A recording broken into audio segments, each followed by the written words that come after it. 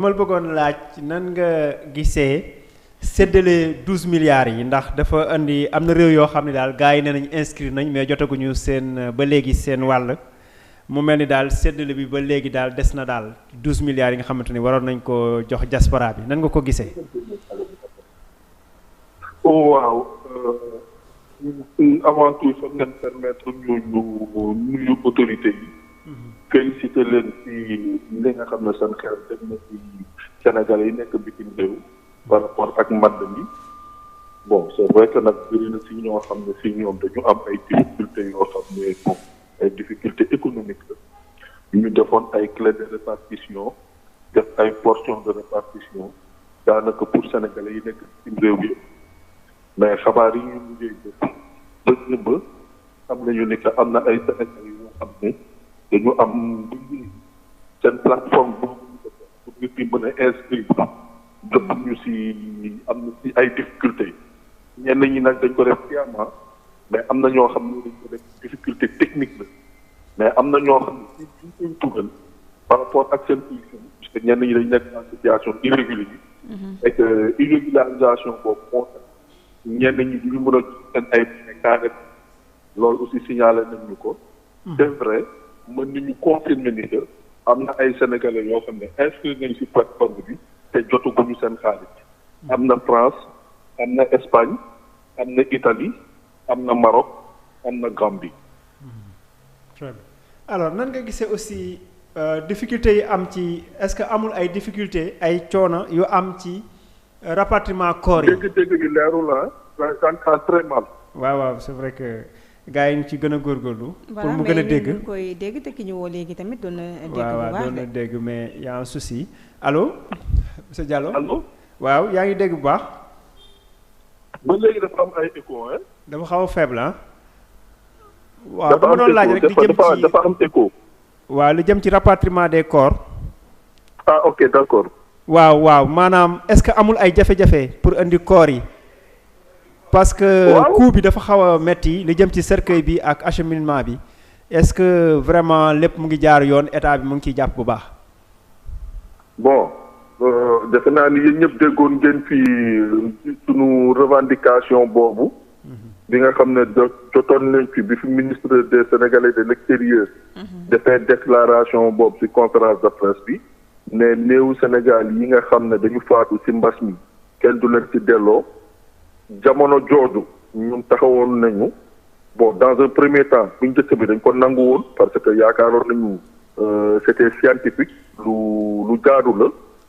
mais ci diggante bi ñu déglu ay experts ay techniciens ay docteurs ay médecins légistes sénégalais yu nekk bitim réew ne ku faatu ci ci mbas mi ak ki nga xam ne moo faatu Sénégal benn lañu ku faatu amatul benn risque de contamination. donc bi loolu amee ñun autre Africa ñu ñaanoon à travers benn pétition bu ñu lancé woon dañu lancé pétition bi mu def 48 heures am presque plus de 5000 signatures. loolu dëggalul ñun suñu gis-gis par rapport ak waa diaspora bi bëgg nañ seen ay néew dellu si rax si dolli mu am ay famille ay njabootu ñu faatu si mbas mi ñooñu tamit yaakaar ni loolu wékkuwul si droit. ñoom ñu créé benn collectif pour le rapatriement des corps des Sénégalais décédés du Covid-19. mu rassemblé woon presque 36 pays 36 comités régionaux yoo xam ne ñoom ñëpp ci àdduna bi diggante États-Unis Europe ak Afrique bi 30 ak njaboot yooyu ñu saisir ñu constitué wu ut ay avocats saisir Cour suprême bi Cour suprême bi ñu saisiree Cour suprême ñu dem devant la Cour. cour bi mu jotee requête bi da ko tranché en 48 heures mais bi muy def kiiwu rejet bi dafa argumenté rejet bi muy def référé bi dafa argumenté comme quoi ni que l'État du Sénégal n'a pas versé dans le dossier des arguments scientifiques yi nga xam ne mooy wane ni que ku faatu ci mbas mi da ngay wàllaate ci considération bu njëkk bi loolu la ñu wax ñu ne ñun plaignants yi aussi wanewuñu benn kayit buy mandarga ni que wanewuñu benn kayit boo xam ne borom xam-xam scientifique moo bind ni que ku faatu ci mbas mi néewam du wàllaate diggante nag day màtte du màtte ñu bañ ci ñoom dugal seen loxo ñu rejeté woon sunu requête boobu mais bi ñu rejeté requête bi ñun dañu delluwaat gannaaw nee nañu xool nan la ñu waxtaanee pour saisir juridiction internationale bi ñu nee dañu xool ëttu attekaay yi nga xam ne ñooy nekk bitim réew yu mag yi autre Africa comité directeur am bi ñuy réunir dañu gisoon ni que di dem di jébaane réew mi bitim réew tamit am na lenn lu ko gën mooy ñu doon waxtaan suñu biir xool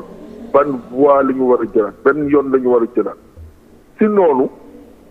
lañ ñu chargé woon man ni sam bopp ñu def ay déclaration ñaan njiitu réew bi na ko xoole si njabootam te xoolal li aduna di def aduna dox na tey ba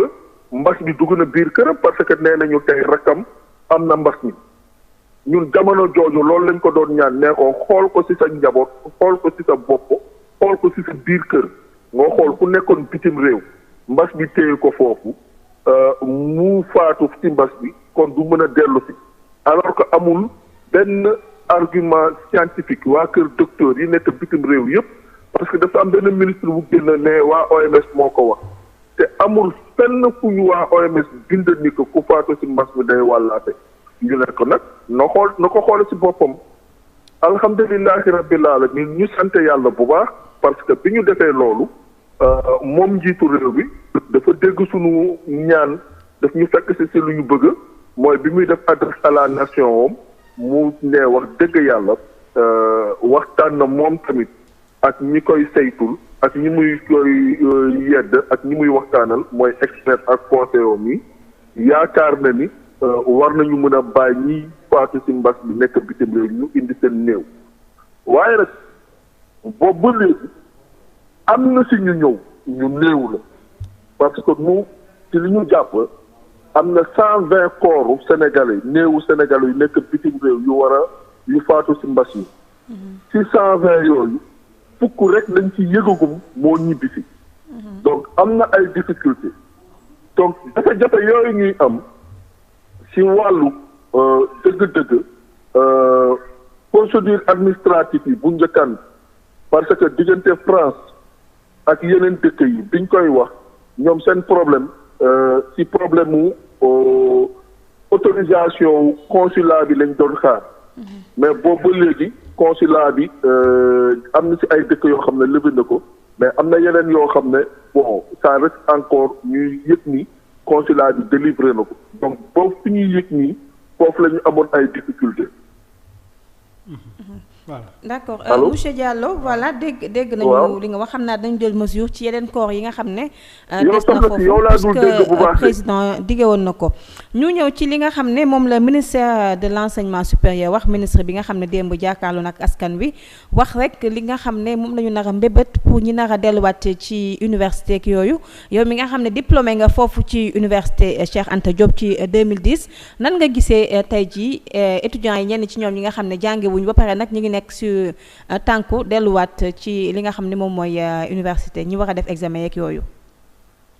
waaw xam nga ministre de l'enseignement supérieur de la recherche et de l'innovation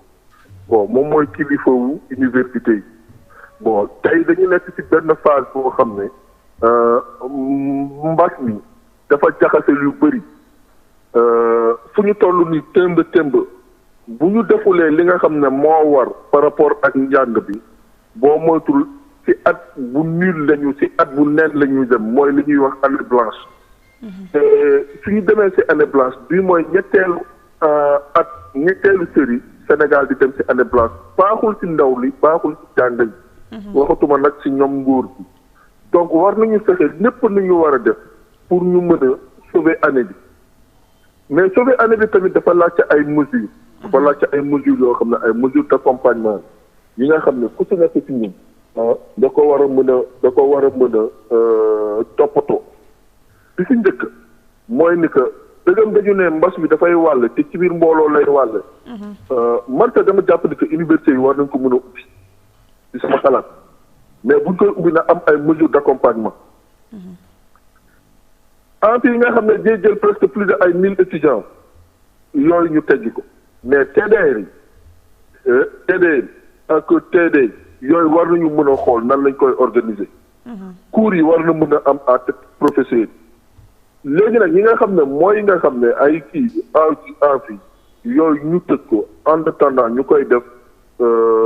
cours online comme ni ñu koy waxee mais bu ñu sauvéwul année bi peut-être bu ñu toll nii du baax ci étudiants yi baaxul ci étudiants yi mais nag université nga xam ne population la ay mesures yu drastiques yu ferme moo ko war a mën a tax ñu ubbi ak campus université yi. D'accord. ñu def ci lépp li ñu ci war parce que démb li ñu gis bu nekkee li ñu gis fii ci Liberté 5 moom la ñu war a mën a toppatoo biir université. nit yi di door a ñëw ñuy door a mettre les mesures d'hygiène non kon dina métti trop. D'accord. donc loolu tamit balaa ñuy waxu ubbi balaa nit yi di ñëw ci barab yi nañu fekk lépp liñ fa war a mënta fekk muy masque yi. muy gel hydroalcoolique yi muy bassine pour nettoyer ki raxas seen loxo mais loolu rek yemul. loolu warul yem foofu dafa war a am ay brigade de contrôle et de surveillance. su nekkee sa étudiants yi ci boppam war nañ leen mën a organiser mais ci dëkku taax yi ci dëkku ay États-Unis et autres boo demee ci université yu mag yi en plus de la police universitaire parfois ce sont les étudiants yi ci boppam ñooy organiser wu en brigade de contrôle par rapport su nekkee dafa am teet yi ñoom ñoo koy organiser ay brigade de police ay brigade de contrôle brigade de surveillance lu mu ci mun ci demee étudiants yi war mat nañu kilifa dañu ay xale suñu leen impliqué davantage ñu gën leen impliqué dans le contrôle dans le système jël les associations des étudiants jël les facultés jël boole ñooñu ñëpp war nañu mën a ubbi université yi. D'accord monsieur Diallo ñu ngi lay jaajëfal ci disponibilité bi nga xam ne am nga ko ngir mën